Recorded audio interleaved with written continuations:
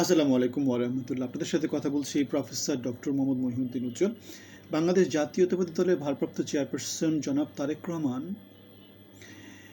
বর্তমানে যেহেতু চেয়ারপারসনের পদটা শূন্য আছে, সুতরাং গঠনতন্ত্র অনুসারে তিনি বর্তমানে বাংলাদেশ জাতীয়তাবাদী দলের সর্বোচ্চ ব্যক্তি, চেয়ারপারসন। তিনি গত 17 বছর ধরে লন্ডনে নির্বাসিত জীবন যাপন করাকালে তিনি দলকে পরিচালনা করেছিলেন।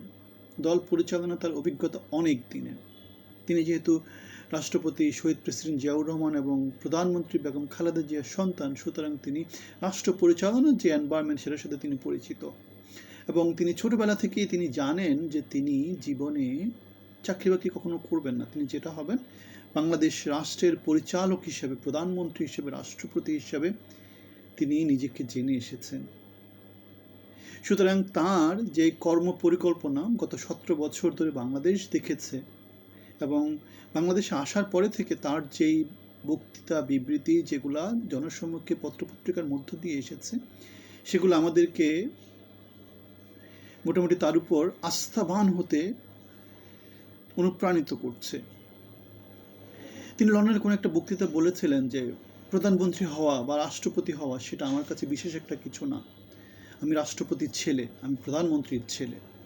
বাংলাদেশকে গণতান্ত্রিক পথে উত্তরণ করাই হচ্ছে গিয়ে, বাংলাদেশিদের ভোটাধিকার প্রতিষ্ঠা করাই হচ্ছে গিয়ে তার সংগ্রামের উদ্দেশ্য। বাংলাদেশকে মুক্তির পথে নিয়ে যাওয়াই হচ্ছে তার উদ্দেশ্য। বাংলাদেশ স্বাধীন হয়েছে 54 বছর আগে। বাংলাদেশের অর্থনৈতিক মুক্তি হয়নি, বাংলাদেশের জনগণের জীবনমানের উন্নত হয়নি। 54 বছরের যে বাংলাদেশ, সেখানে আমরা দেখেছি জনগণ দরিদ্র সীমার নিচে বসবাস করতে, তরুণ জনগোষ্ঠীর বিশাল একটা অংশ বেকার থাকতে। সুতরাং এই অবস্থায় জনাব তারেক রহমানের যে 31 দফা অথবা কর্ম যে পরিকল্পনা 100 দিনের, অথবা আমরা যেটা দেখেছি 18 মাসের মধ্যে 1 কোটি লোকের কর্মসংস্থান, বিশাল যে কর্মযজ্ঞ, এই কর্মযজ্ঞে আমরা তাকে সফল দেখতে চাই। আমরা আশা করি তার যথার্থ নেতৃত্ব গুণে তার মন্ত্রিপরিষদ, তার এমপিরা, তার যে দলের নেতাকর্মীরা উজ্জীবিত হয়ে বাংলাদেশের গঠনমূলক কাজে বাংলাদেশকে এগিয়ে নিয়ে যাবে। আমরা যেহেতু সাধারণ জনগণ, আর তারেক রহমান যেহেতু রাষ্ট্রীয় পরিমণ্ডলে বড় হয়েছেন, তার বাবা প্রেসিডেন্ট ছিল, তার মা প্রধানমন্ত্রী ছিল, সুতরাং তিনি রাষ্ট্র পরিচালনা নিয়ে তার চিন্তাভাবনা, তিনি জনগণকে নিয়ে তার চিন্তাভাবনা, তার চিন্তাভাবনা বাংলাদেশের 20 কোটি মানুষকে নিয়ে। সুতরাং 20 কোটি মানুষকে তিনি ন্যায়পরায়ণতার সাথে, সৎ এবং যোগ্যতার সাথে নেতৃত্ব দিবেন। তাদেরকে তার যার যার যোগ্য স্থানে তিনি বসিয়ে বাংলাদেশকে সিঙ্গাপুরের মতো কোনো একটা জায়গাতে, মালয়েশিয়ার মতো কোনো একটা জায়গাতে আস্তে আস্তে নিয়ে যাবেন। কেননা এটা হচ্ছে একটা স্টেপ উপর আরেকটা স্টেপ, এক ধাপ, মানে একটা কথা আছে না, এক ধাপে 100তে যাওয়া যায় না, আস্তে আস্তে যেতে হয়। যতই উপরের দিকে যাওয়া যাবে ততই জিনিসটা কঠিন হয়ে যায়। শিখতে শিখতে তিনি উপরের দিকে উঠবেন, সেটাই আমরা বিশ্বাস করি।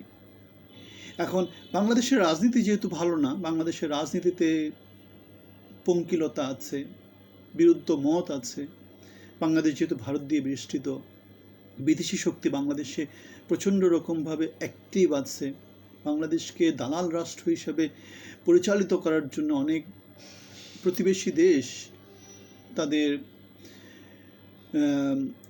নানা রকমের শক্তি অলরেডি ডিপ্লয় করেছে। সুতরাং এই অবস্থায় তারেক রহমান তার মরহুম পিতা শহীদ জিয়াউর রহমানের মতো বাংলাদেশকে উন্নয়নের পথে নিয়ে যাওয়ার পথে কতটুকু সফল হবেন, সেটা আমাদেরকে সব সময়ের মতো শঙ্কিত করে।